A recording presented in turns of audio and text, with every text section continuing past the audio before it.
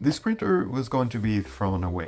Well, it was going to be recycled, but still, it was considered a useless paperweight.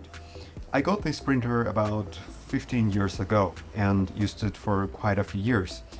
Unfortunately, it appears that EPSON discontinued the air cartridges and I no longer had access to them, so I just couldn't use it anymore. I took it to an authorized repair center, and after examination, they mentioned that it was beyond repair and no longer worth it, especially since the cartridges were hard to find and they offered me a 10% discount if I gave it to them so I could buy a new one, like the EPSON L800, which seems to be the same model but with a built-in continuous system. I didn't take the offer and came back home. After all, I paid $100 for this printer when it was new, and the L800 was around $600 back then, so a 10% discount wasn't that attractive. Fast forward 6 years later, and here it is working again after sitting unused all these years. I have no idea why I kept it, maybe because I have fond memories of printing high quality images with it that I still have, and I wanted a second opinion. The images I printed using EPSON paper and genuine inks have lasted for about 15 years. The ones using some very cheap third-party ink cartridges that I found like $1 each, not so much, even when I kept them in an album inside a closet. Printers are often considered creatures from hell, even though I couldn't go as far as saying that. Dealing with printers can be quite challenging, and those who have used them can attest to their unpredictable behavior. However, they remain essential for different types of art and certain tasks that still require physical copies. I have owned printers from pretty much all the different brands that exist, all of them inkjet because that's what seems to be much more common. And since I'm a photographer, I'm aware that right now those are the best for that. So I've never really considered a laser printer for that, even though they can be quite good for general purposes stuff. I'm very much aware that printer companies are known to have some sketchy practices, like installing some type of DRM firmware that locks your printer and prevents you from using third-party inks, or just breaking the printer because it's too old for whatever reason. To be fair, I don't think the majority of people needs a color printer in their house.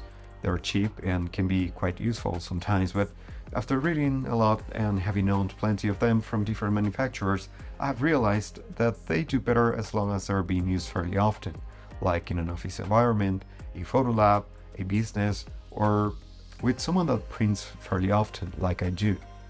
I know it's difficult, and if you're away from home for long periods of time, it could be a challenge. Inkjets sort of need to be babysit and being monitored and making sure they are doing fine. Some people have software that prints automatically at certain intervals, and other printers automatically run internal cleaning cycles that waste ink to prevent them from clogging. The reality is that they're not that bad, they're just misunderstood and not suitable for most purposes. My EPSON T50 got the nozzles clogged because it was sitting without cartridges for more than 5 years. I managed to get it back to work by leaving wet paper overnight and using a syringe with Windex, the glass cleaner. I won't go deep into that, but there's plenty of information online that maybe you could use to help yourself a little bit in case that you want to give it a try. For this printer, I bought a combo of refillable print cartridges and third-party ink. I did have bad experiences with third-party ink in the past, and I'm very aware that it is not going to be as good as OEM ink, but by taking the right precautions like using high-quality paper, protecting with glass, or spraying with a protectant varnish can make them last longer. I could even use OEM inks if I wanted to, since I can refill with whatever I want, and EPSON doesn't lock this printer with firmware. So far, this third-party ink seems to be very high quality, like the ones I had used in the past, and it also is wear resistant. It appears to match very closely the OEM ones in the sense that I could even use the same color management settings that I had when I used OEM inks with it, and not have any casts, and my prints just show what I have in the screen. Honestly, this actually exceeded my expectations, and I sort of started regretting ordering a new printer online.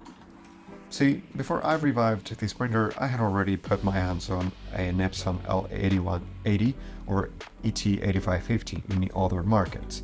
It's a general-purpose Ecotime printer that has some photo abilities. I don't think EPSON ever marketed as a photo printer, or thought about this printer used for photo quality printing, but it really is good. It has a scanner duplex, has cassettes where you can put different types of paper, and it also has a rear feed for a special thicker paper. It also has 5-dye inks and 1-pigment ink. If you would like me to talk a little bit more about the EPSON L8180, feel free to ask in the comment section below.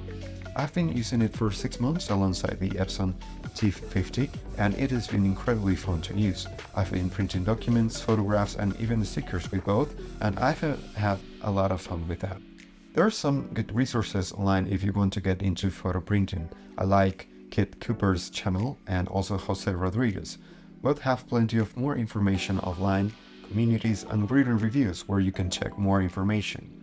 I hope you enjoyed this video and can't wait to see you next time.